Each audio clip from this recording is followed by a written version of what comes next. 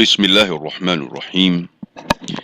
In the name of Allah, most gracious, most merciful. A fresh reflection on Acts 2:22. Good news.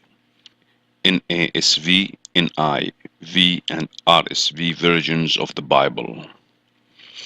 Listen to these words, fellow Israelites.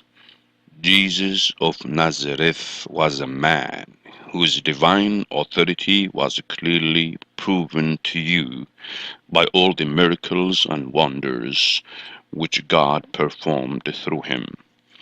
Acts 2, verse 22. Objectively, carefully, and systematically, please study this pamphlet word by word, verse by verse, and page by page, and hopefully, as Jesus said, you will know the truth, and the truth will set you free. John chapter 8, verse 32.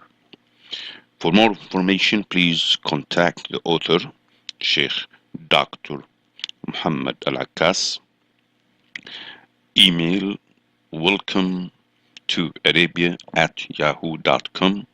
Telephone 00966 505813636.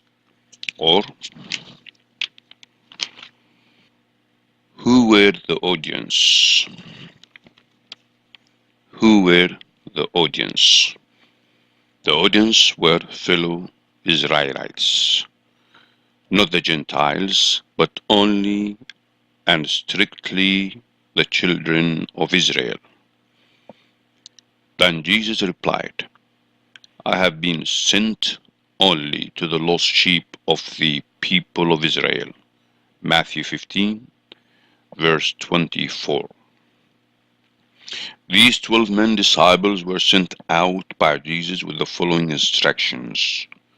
Do not go to any Gentile territory or any Samaritan towns. Instead, you are to go to the lost sheep of the people of Israel. Go and preach the kingdom of heaven is near. Near, not here. Matthew chapter 10, verses 7 or verses 5 to 7. Jesus replied, the most important commandment is this: listen, Israel, the Lord our God is the only Lord.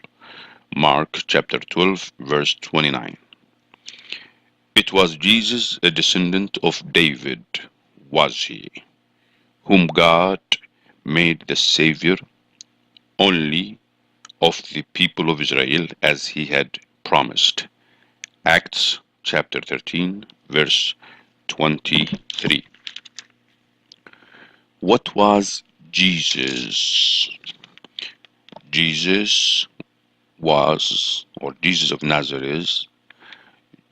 of Nazareth, was a man. Jesus was a man, a human being, a servant of God. Jesus said, if you are ashamed of me and of my teaching in this godless and wicked day, then the Son of Man will be ashamed of you when he comes in the glory of his Father with the holy angels. Mark chapter 8, verse 38. My dear friends, do not believe all who claim to have the Spirit, but test them to find out if the Spirit they have come from God. But test them to find out if the Spirit they have comes from God. My dear friends, do not believe all who claim to have the Spirit, but test them to find out if the Spirit they have comes from God. For many false prophets have gone out everywhere. This is how you will be able to know whether it is God's Spirit. Anyone who acknowledges that Jesus Christ came as a human being has the Spirit who comes from God. But anyone who denies this about Jesus does not have the Spirit from God. The Spirit that he has is from the enemy of Christ. 1 John chapter 4, verses 1 to 3. The God of Abraham, Isaac, and Jacob, the God of our ancestors, has given divine glory to his servant Jesus. Acts 3, verse 13. And so God chose his servant and sent him to you first to bless you by making every one of you turn away from his wicked ways. Acts 3, verse 26. In the New Testament, Jesus calls himself, or is called, Son of Man, 88 times. In Matthew 32, Mark 15, Luke 26, John 12, Act 1, Revelation 2. Jesus is also called the Son of David 16 times. In Matthew 9, Mark 3, Luke 3, and Romans 1. Jesus is a human being like Adam, though Jesus had no father and Adam had no father or mother. What was divine? Whose divine authority? The authority of Jesus was divine, not Jesus himself.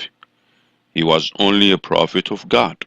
Jesus said, I know that you, God, always listen to me, but I say this for the sake of the people here, so that they will believe that you sent me.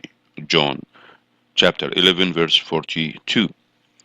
Jesus said, I can do nothing on my own authority. I judge only as God tells me. So my judgment is right because I'm not trying to do what I want, but only what he who sent me wants. John chapter 5, verse 30. So Jesus said, when you have lifted up the Son of Man, when you will know that I am the one I claim to be, and that I do nothing on my own authority, but speak just what the Father has taught or instructed me to say. The one who sent me is with me. The one who sent me is with me. He has not left me alone, for I always do what pleases him. John chapter 8, verses 28-29 in the Bible version NIV. Jesus answered, what I teach is not my own teaching, but it comes from God who sent me. John 7, verse 16. As Jesus taught in the temple, he said in a loud voice, do you really know me and know where I am from? I have not come on my own authority. He who sent me, however, is truthful. You do not know him, but I know him. But I know him because I come from him and he sent me. John chapter 7, verses 28 and 29. Seeing this miracle that Jesus had performed, the people there said, surely this is the prophet who was to come into the world. John 6 or chapter 6, verse 14. Who performed the miracles which God performed through him? God Almighty, the creator of the universe, performed the miracles only through Jesus. O Lord and God, reach out your hand to heal and grant that wonders and miracles may be performed through the name of your holy servant Jesus. Acts 4, verse 30. God created the heavens and stretched them out. He fashioned the earth and all that lives there. He gave life and breath to all its people. Isaiah chapter 42, verse 5. But can you, O God, really live on earth? Not even all of the heaven is large enough to hold you. 1 Kings chapter 8, verse 27. Jesus said, if you loved me, you would be glad that I am going to the Father, for he is greater than I. John 14, verse 28. Do not hold on to me, Jesus told her, because I have not yet gone back up to the Father. I have not gone back up to the Father, but go to my brothers and tell them that I am returning to him, who is my Father and their Father, my God and their God. John 20, verse 17. Jesus said, and the Father who sent me also testifies on my behalf. You have never heard his voice or seen his face. John 5, verse 37. For your own good then, make certain that you do not sin by making for yourselves an idol in any form at all, whether man or woman, not even of Jesus or Mary, animal or bird, reptile or fish. Deuteronomy 4, verses 15 to 18. Jesus said, an eternal life salvation means to know you, the only true God, and to know Jesus Christ whom you sent. John 17, verse 3. At about 3 o'clock, Jesus cried out with a loud shout, Eli, Eli, or Eloi, Eloi, where Eli, or Ilahi, Ilahi, and Eloi, Elohi, Elohi, inflections of the name Allah.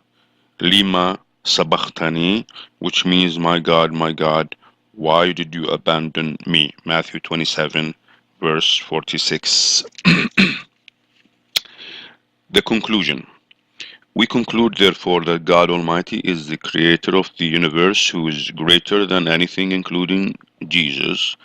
He is not like his creation, nor can he be contained by it. The earth could not hold or contain him. We have never seen his face or heard his voice. We also conclude that Jesus was only a holy man, a human being who was created miraculously, a great prophet of God Almighty exclusively to the people of Israel, not to the Gentiles. The question therefore is, who was the prophet to the word, and should we expect any at all? In the Bible we read, now this was John's the Baptist's testimony when the Jews of Jerusalem sent priests and Levites to ask him who he was. He did not fail to confess, but confessed freely, I am not the Christ. They asked him, then who are you? Are you Elijah? He said, I am not. Are you that prophet? He answered, no. Verse or John chapter 1 verses 19 and 21 NIV.